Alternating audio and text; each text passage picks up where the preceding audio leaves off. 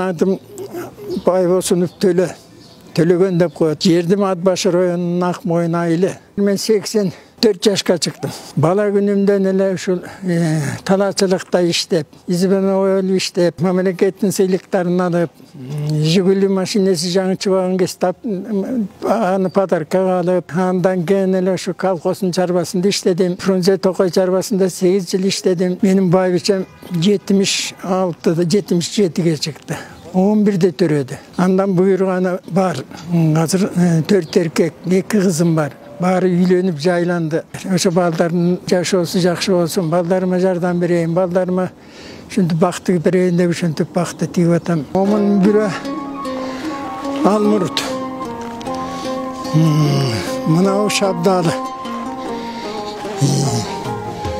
Ушун балдарыма арнап тигип, балдарымы өстүрөйүн деп hareket жасап атам. Бакча кылып гүлдөтөйүн деп, уш жерди өлдүрүп алып мейрадан арендасын төлөп, уш жерде өстүрүп атам. Кудай буйрса жакшы, бул элибиз журтубузга дагы, шаарыбызга дагы ичине көрүп кошолу деп гүл сыйлайдап ушундай иш жасап атабыз.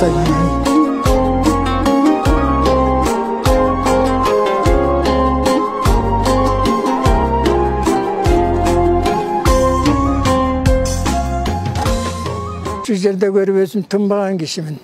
Желе бир отурбайм, иштей берем. Айылдагы тамымда дагы аябай бак дарактуу, тоодогу ышкын, чети, нарча, бүт түрлүү чөптөрдүн баарын дары чөптөрдөн бери алып кеттик кем. Ушун мен тынбайм. Анан ушу жерде эме эки жакка эле басам, жермектешкен киши жок.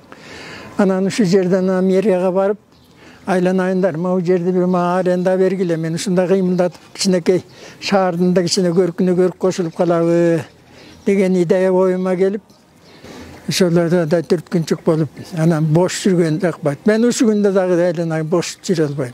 Мына байгыны баары субботник жасап мау жерди тазалап койдук. Бул тазалык деген жакшы деп анан. Тазалык ден соолук, өмүр, мауга жер эле топосаш керек, мындан өйдө болгондо болбойт. Могу өзүнүн немеси билгисе.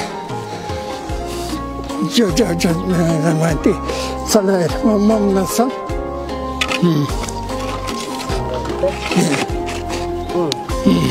Ошондой. Кудай буйругу ушубуз, ана акырабыз менен, эл журтубуз менен өнүмүздү гүлдөп кетсин. Кудай ушуну